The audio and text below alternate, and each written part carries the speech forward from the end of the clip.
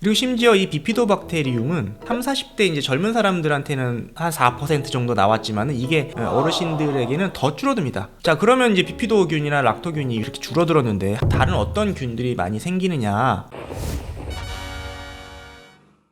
네, 안녕하세요. 약드라이브의 칼로리입니다. 자, 여러분들 장내 미생물 환경은 사람마다 다 다르다, 이런 얘기 아마 들어보셨을 겁니다. 그래서 유산균을 구매하실 때에도 어떤 제품은 나한테 잘 맞는데 또 다른 사람한테는 별로 효과가 없을 수도 있고요, 또 반대인 경우들도 있습니다. 그래서 일단 한번 복용해보고 결정하는 것도 좋다, 이런 이야기도 아마 들으셨을 거라고 생각이 듭니다. 그만큼 사람들의 장내 환경의 미생물 생태계, 마이크로바이옴은 다를 수 있기 때문에 이런 제품을 고르는 데서도 이런 점을 좀 알고 계셔야 될 텐데요. 자, 우리는 나이가 들어감으로써 이런 미생물 마이크로바이옴의 변화도 같이 따라옵니다. 물론 개인적인 차이는 있겠지만은 일반적으로 비슷한 패턴을 보인다는 거죠. 그래서 실제로 우리 장내 미생물이 무균 상태에 있다가 태어나서 이 미생물 환경과 접하게 되면서 형성이 되어 가는데, 일반적으로 고형식, 이유식을 하기 시작하면서부터 이제 성인과 비슷한 장내 미생물 환경을 구축해 나갑니다. 그 전까지는 성인과 굉장히 다른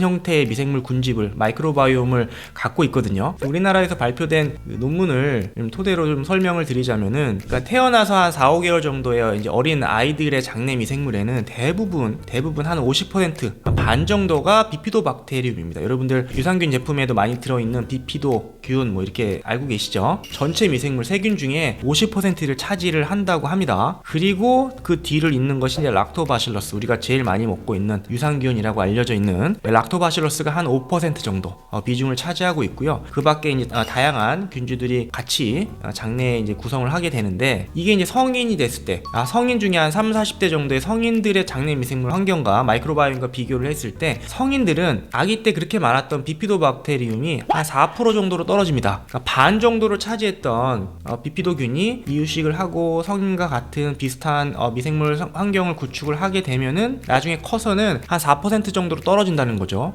굉장히 많이 줄어들죠. 우리가 잘 알고 있는 유산균, 락토바실러스 같은 경우도 1%가 채 되지 않습니다. 한 0.5% 정도로 굉장히 많이 다르죠. 그리고 심지어 이 비피도박테리움은 30, 40대 이제 젊은 사람들한테는 한 4% 정도 나왔지만은 이게 어르신들에게는 더 줄어듭니다. 그래서 거의 발견되지 않는 경우들도 굉장히 많거든요. 자, 그러면 이제 비피도균이나 락토균이, 유산균이 그렇게 줄어들었는데 합쳐도 10%가 채 되지 않는데, 그러면은 다른 어떤 균들이 많이 생기느냐?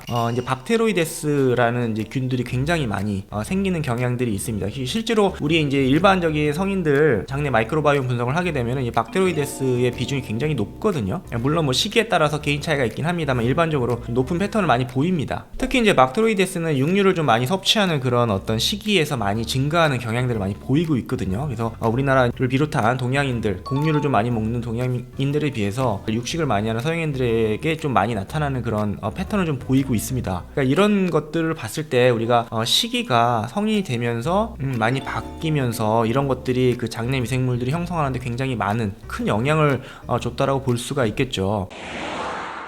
자, 그래서 이런 노인이 됐을 때, 나이가 많이 들었을 때 줄어드는 이런 균들, 이런 거에 대한 섭취가 인위적으로라도 좀 필요하지 않냐라는 생각도 좀 드는 것이죠. 그러니까 이런 시기를 완전하게 좋게 바꾸기 어렵다면은 이런 유익균들을, 유산균이나 비피도균들을 우리가 좀 섭취를 해주는 것도 건강을 유지하는 데 굉장히 도움이 될 수 있다는 겁니다. 최근 연구를 보게 되면 이런 비피도박테리움의 어떤 섭취라든지 이런 장내에 살고 있는 비중에 따라서 노인들이 많이 겪고 있는 질환중, 치매라든지 불면이라든지 이런 어떤 노인성 질환들과 굉장히 밀접한 관련이 되어 있고, 이런 균들의 어떤 섭취를 통해서 치매라든지 불면이라든지 이런 증상이 많이 개선된다라는 여러 논문들이 최근에 발표가 되고 있거든요. 네, 그런 의미에서 이런 비피도박테리움이나 락토바실러스 같은 이제 유산균들, 유익균들을 우리가 좀 나이가 들어서도 섭취하는 것이 더 좀 중요하지 않냐라는 생각을 또 해보게 되는데요.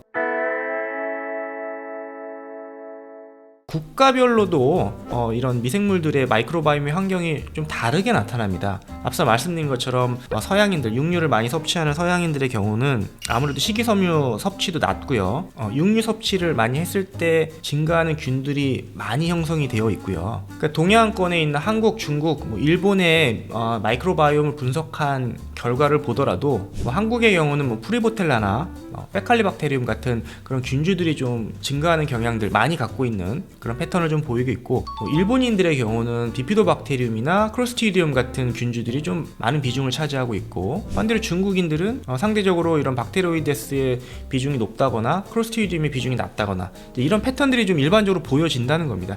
이 또한 한중일의 식사 문화라든지 식습관이 다르기 때문에 이런 결과를 초래했다라고 볼 수가 있겠고요. 우리나라의 경우는 일본이나 중국에 비해서 식이섬유 섭취가 좀 높은 편입니다. 상대적으로 육류의 섭취가 좀 많은 중국이나 이런 데는 크로스트리디움이나 이런 균주들이 좀 적고, 육류 섭취가 많은 서양에서 증가하는 이 박테로이데스의 비중이 중국인들이 한국, 일본에 비해서는 좀 높게 나타나는 경향들이 좀 보여진다는 겁니다. 그만큼 이 식이의 영향이 장내 미생물들의 환경에 영향을 주는데, 이게 개인적인 다양성에도 영향을 주지만 국가별, 지역별, 환경이 다른 어떤 인구 집단에서도 다르게 나타나는 패턴들을 보여진다는 겁니다.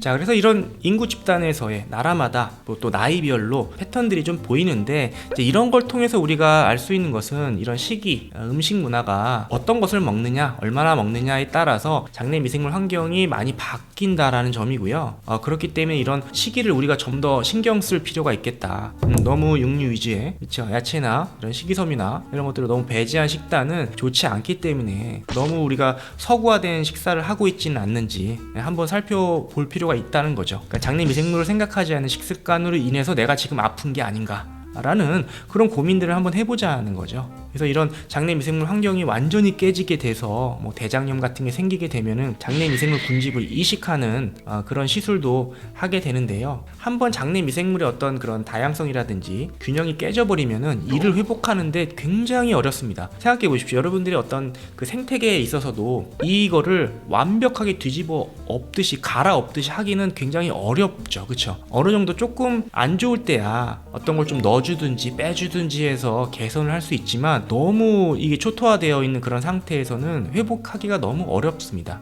그러면서 봤을 때 초기에 우리가 장내 미생물들을 좀 신경 쓸 수 있는 그런 가장 좋은 방법은 그들이 좋아하는 식단을 좀 꾸릴 필요가 있겠다. 우리가 먹는 음식들을 좀 신경 쓸 필요가 있겠다. 그런 취지에서 이런 국가별, 나이별 미생물들의 패턴이 어떻게 좀 다른지 바뀌는지 한번 알아보는 좀 시간을 가져봤습니다. 감사합니다.